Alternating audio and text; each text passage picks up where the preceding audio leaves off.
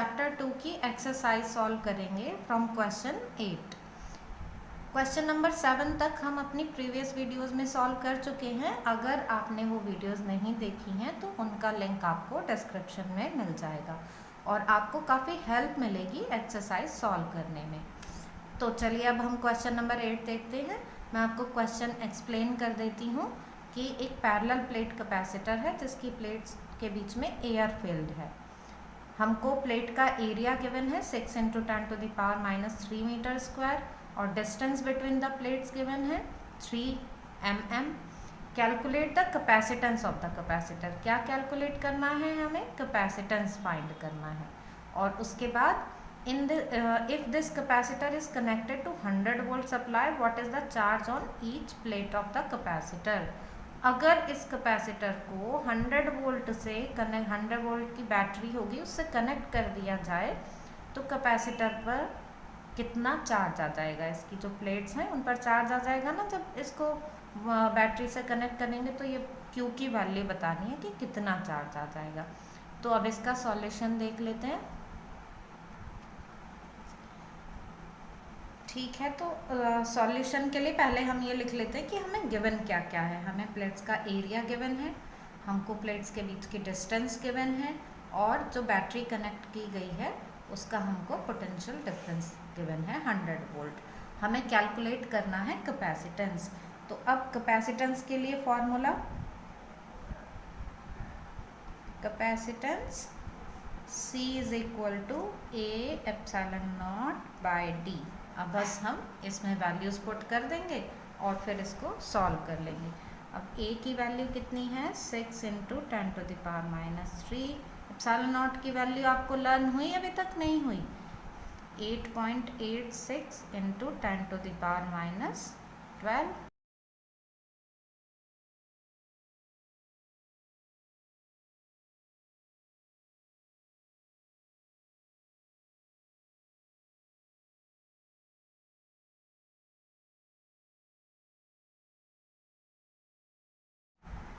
तो बच्चों इस तरह से हमको ये कैलकुलेशन करने के बाद आंसर मिल गया है 17.72 × 10⁻12, जिसको हम नियरली इक्वल 18 ले लेंगे क्योंकि कैपेसिटर बनाने ना इतनी कैपेसिटेंस की, तो इसको राउंड ऑफ कर लेंगे और कन्वर्ट कर लेंगे। ये -12 है तो इसको हम पिकोफैरड में लिख सकते हैं। तो जो कैपेसिटर है उसका कैपेसिटेंस आ गया 18 पिकोफैरड। तो जो कैपेसिटर है उसका कैपेसिटेंस आ गया 18 पिकोफैरड। अब देख लेते हैं अब क्या फाइंड करना है हमें। इसमें चार्ज फाइंड करना है और चार्ज के लिए Q = CV, ये फॉर्मूला हमें पता है। C की वैल्यू अभी अभी हमने कैलकुलेट ही की है, तो हम 18 × 10⁻12 ये वाली वैल्यू रखेंगे तो इंटू 100, ये हमने V की वैल्यू यहाँ से ये भी 100 गिवन है ना, ये पुट कर ली। अब इनकी मल्टीप्लाई कर देते हैं तो हमको ये मिल जाएगा 18 × 10⁻10 और इसको हम क्या लिख सकते हैं 1.8 नैनो कूलम भी लिख सकते हैं बच्चों, है ना। नैनो कूलम में 10⁻9 होते हैं ना, तो हम इसको 1.8 × 10⁻9 लिख सकते थे। तो इसको हम फिर यहाँ पे 1.8 नैनो कूलम लिख सकते हैं। तो ये हमें चार्ज का आंसर मिल गया है। तो ये चार्ज आ गया है हमारे पास। चाहे हम इसको इस फॉर्म में लिख लें या फिर हम इसको इस फॉर्म में लिख लें, हम किसी भी तरीके से इनको लिखा रहने दे सकते हैं। तो ये हो गया है क्वेश्चन नंबर 8। अब हम देखते हैं क्वेश्चन नंबर 9। तो बच्चों क्वेश्चन नंबर 9 देख लेते हैं। Explain what would happen if the capacitor given in exercise 2.8 a 3 mm thick mica sheet of dielectric constant 6 were inserted between the plates। समझ में आ गया होगा ना आपको कि क्या किया जा रहा है। यहाँ पर जो कैपेसिटर की प्लेट्स हैं उनके बीच में 3 mm का माइका शीट जिसका डाइलेक्ट्रिक कांस्टेंट 6 है वो इंसर्ट कर दिया गया है और थिकनेस जो है वो 3 mm है। इससे आपको ये भी समझ में आ गया होगा कि कम्प्लीटली फिल्ड है डाइलेक्ट्रिक जो है प्लेट्स के बीच में। तो अब इसमें हमें क्या कैलकुलेट करना है, एक्सप्लेन व्हाट वुड हैपन, क्या क्या चेंज आ जाएंगे अगर ऐसा कर दिया जाए कि डाइलेक्ट्रिक को इंसर्ट कर दिया जाए प्लेट के बीच में। कंडीशंस क्या क्या है, while the voltage supply remains connected, battery connected है एक केस में, दूसरे में क्या है, बैटरी डिस्कनेक्टेड है। तो बेटा ये जो क्वेश्चन है ना, ये बिल्कुल उसी पर बेस्ड है जो हमने अपनी एक वीडियोस में देखा था कि क्या इफेक्ट पड़ता है वेरियस पैरामीटर्स पर जब बैटरी को कनेक्टेड ही रहने देते हैं या फिर डिस्कनेक्ट कर देते हैं। तो आप वो वाली वीडियो भी ज़रूर देखिएगा, मैं उसका भी लिंक शेयर कर दूँगी डिस्क्रिप्शन में। तो अब हम इसका सॉल्यूशन देख लेते हैं। तो सॉल्यूशन देखते हैं, हमें जो जो गिवन है वो लिख लिया है हमने। यहाँ पर हमें माइका शीट की थिकनेस दी हुई जो प्लेट के बीच में फिल की जा रही है, तो वो डी के इक्वल है, प्लेट की डिस्टेंस के ही इक्वल है जो थिकनेस है 3 mm। इसको मीटर में कन्वर्ट कर लिया हमने। डाइलेक्ट्रिक कांस्टेंट हमें माइका के लिए 6 दिया हुआ है। और अब हम ये देख लेते हैं क्या क्या इफेक्ट पड़ेगा वेरियस पैरामीटर्स पर when battery remains connected, battery को कनेक्टेड ही रहने देते हैं। तो आप बच्चों याद करो कि जो पोटेंशियल है, पोटेंशियल पर क्या इफेक्ट पड़ता है जब बैटरी कनेक्टेड रहती है। तो जब बैटरी कनेक्टेड रहती है तो पोटेंशियल वापस वहीं पर आकर कांस्टेंट हो जाता है। पहले तो ड्रॉप होता है पोटेंशियल, लेकिन फिर इंक्रीज होता है और फिर कांस्टेंट हो जाता है। तो V जो है वो जितना बैटरी का होगा, जितना बैटरी की वोल्टेज होगी उतना ही रहेगा, means V is equal to V0। ये कांस्टेंट होता है, इसलिए ये हमको जितना V0 मीन्स इनिशियल वोल्टेज जो थी वही रहेगा, तो 100 वोल्ट मिल जाएगा। तो V हमें मिलेगा 100 वोल्ट। अब बाकी पे देख लेते हैं कि क्या इफेक्ट पड़ता है, C पर क्या इफेक्ट पड़ेगा। बच्चों जब बैटरी कनेक्टेड रहती है या बैटरी डिस्कनेक्टेड रहती है, दोनों ही केस में C तो इंक्रीज ही होता है कैपेसिटेंस। तो C कितना हो जाएगा, C is equal to KC0 हो जाता है, मीन्स जो इनिशियल कैपेसिटेंस है उसका K टाइम्स। अब K की वैल्यू हमें गिवन है 6 और C0 हमने पीछे कैलकुलेट किया था, तो हमने इसको 18 पिकोफैरेड मान लिया था ना, 17.72 था, तो उसको नियरली इक्वल टू 18 ले लिया था। अब इनकी मल्टीप्लाई कर लेते हैं तो 108 पिकोफैरेड मिल जाएगा हमें। तो ये हमें C की वैल्यू मिल गई है। अब थर्ड हम फाइंड कर लेते हैं चार्ज। तो आप याद करो कि क्या होगा अगर बैटरी कनेक्टेड रहती है तो चार्ज पर क्या इफेक्ट पड़ता है, और ज़्यादा चार्ज स्टोर हो जाता है। जब पोटेंशियल ड्रॉप होता है या इलेक्ट्रिक फील्ड डिक्रीज हो जाती है तो पोटेंशियल को वहीं तक पहुंचाने के लिए और ज़्यादा चार्ज मूव करने लगता है, तो चार्ज भी इंक्रीज हो जाता है, KQ0 हो जाता है, K टाइम्स इंक्रीज हो जाता है। K की वैल्यू है हमारे पास 6 और इनिशियली जो हमने चार्ज फाइंड किया था वो हमने 1.8 नैनो कूलम लिया था।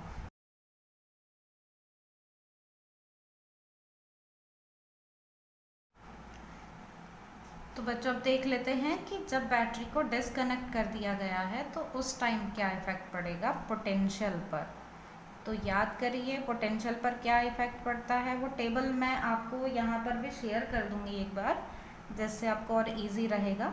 तो जब डाइलेक्ट्रिक इंसर्ट करते हैं तो पोटेंशियल ड्रॉप हो जाता है, पूरी एक्सप्लेनेशन आपको उस वीडियो में मिल जाएगी।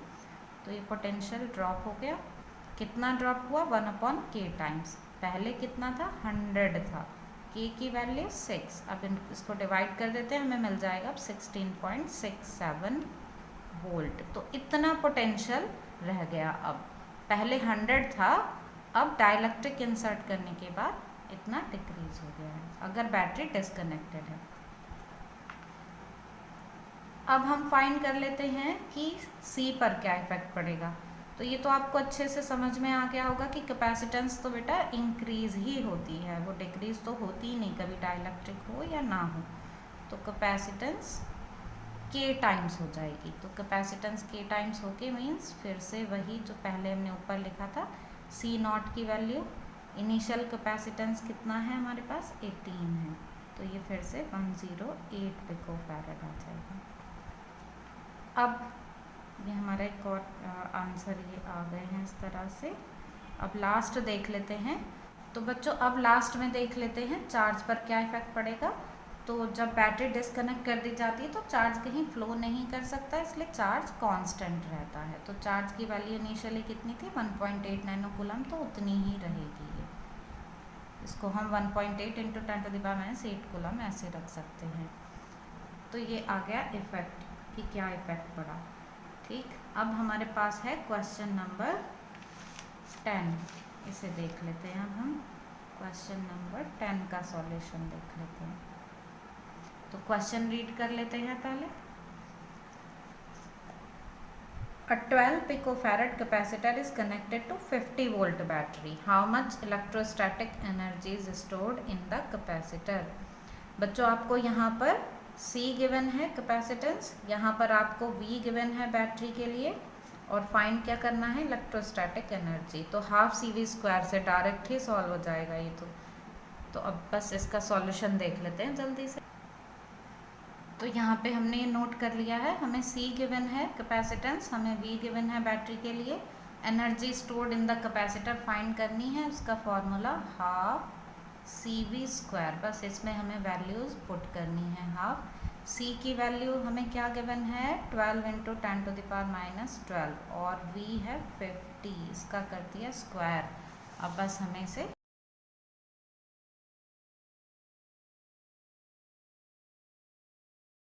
तो ये 150 इंटू 10⁻⁻10 आ गया, इसको हम लिख सकते हैं 1.5 इंटू 10⁻8 जूल।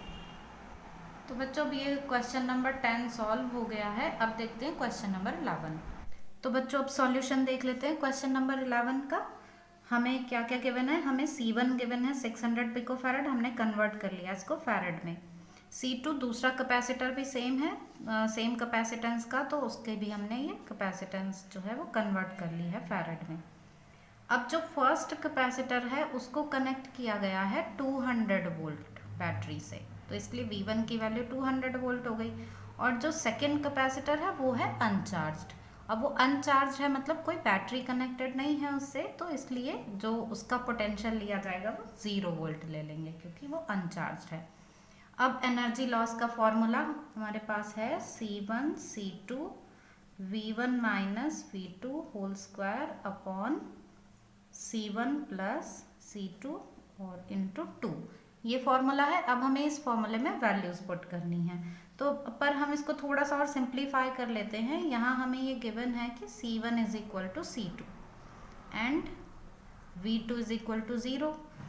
तो जो एनर्जी लॉस है वो क्या हो जाएगा, यहाँ पर हम लिख लेते हैं C1 स्क्वायर हो गया ये, यहाँ V1 माइनस 0 तो सिर्फ ये V1 ही रह जाएगा, तो V1 का स्क्वायर आ जाएगा, और यहाँ 2 और C1 इसको हम लिख सकते हैं 2C1, तो यहाँ C1 से ही इसका स्क्वायर कैंसिल है। बस वैल्यूज पुट कर देते हैं इसमें। C1 6 इंटू 10⁻⁻10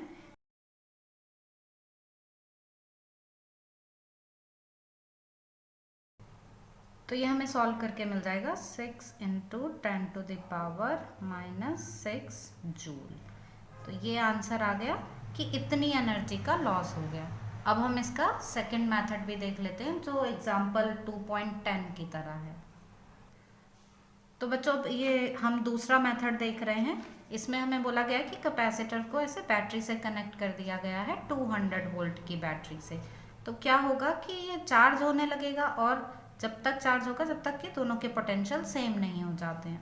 तो अब इसमें कितनी एनर्जी स्टोर हो जाएगी ½ CV² से, और V की वैल्यू 200 वोल्ट गिवन है हमें, C हमने कन्वर्ट कर ही लिया है ये फैरड में, तो हमें इतनी एनर्जी मिल गई कि कैपेसिटर में इतनी एनर्जी स्टोर हो गई है। अब इस कैपेसिटर से दूसरे अनचार्ज कैपेसिटर को चार्ज किया जा रहा है, तो देख लेते हैं कि उस सिस्टम की एनर्जी कितनी होगी। तो बच्चों अब हम कॉमन पोटेंशियल फाइंड कर लेते हैं कि जब चार्ज कैपेसिटर को अनचार्ज कैपेसिटर के साथ कनेक्ट कर दिया गया तो जो चार्ज कैपेसिटर है उसका पोटेंशियल ड्रॉप होगा, और दूसरे का जिसका 0 पोटेंशियल था उसका पोटेंशियल इंक्रीज होना शुरू हो जाएगा जब तक कि दोनों के पोटेंशियल सेम नहीं हो जाते हैं। तो इस तरह से कॉमन पोटेंशियल आ जाएगा। हमने ये कॉमन पोटेंशियल का फॉर्मूला ले लिया है और इस फॉर्मूले में बस जस्ट वैल्यूज पुट कर दी हैं, तो हमें कॉमन पोटेंशियल 100 वोल्ट मिल गया है। अब हम इस सिस्टम की एनर्जी फाइंड कर लेंगे। तो इस सिस्टम की एनर्जी, ये फॉर्मूला अप्लाई कर दिया हमने एनर्जी का, हाफ CV²। अब कॉमन पोटेंशियल यहाँ पर बस रख लेंगे हम, 2 कैपेसिटर्स हैं इसलिए 2 से मल्टीप्लाई कर दी है, और इसको बस कैलकुलेशन करके हमने देखा 6 × 10⁻⁻6 जूल आ गई है एनर्जी। तो ये अब सिस्टम की नई एनर्जी आ गई है, पहले थी 12 × 10⁻⁻6। तो एनर्जी लॉस कितना हो गया, initial energy minus final energy. तो 12 - 6 6 × 10⁻⁻6 जूल आ गई है। जो हमने डायरेक्ट फॉर्मूले से रिजल्ट फाइंड किया है, ये जस्ट सेम रिजल्ट है, तो हम कोई भी मेथड से इसको सॉल्व कर सकते हैं। तो बच्चों, इस चैप्टर की एक्सरसाइज कंप्लीट हो गई है। मैं कोशिश करूँगी कि कुछ एडिशनल एक्सरसाइज से भी क्वेश्चंस हम सॉल्व करें, और फिर उसके बाद हम नेक्स्ट चैप्टर स्टार्ट करेंगे। Thank you.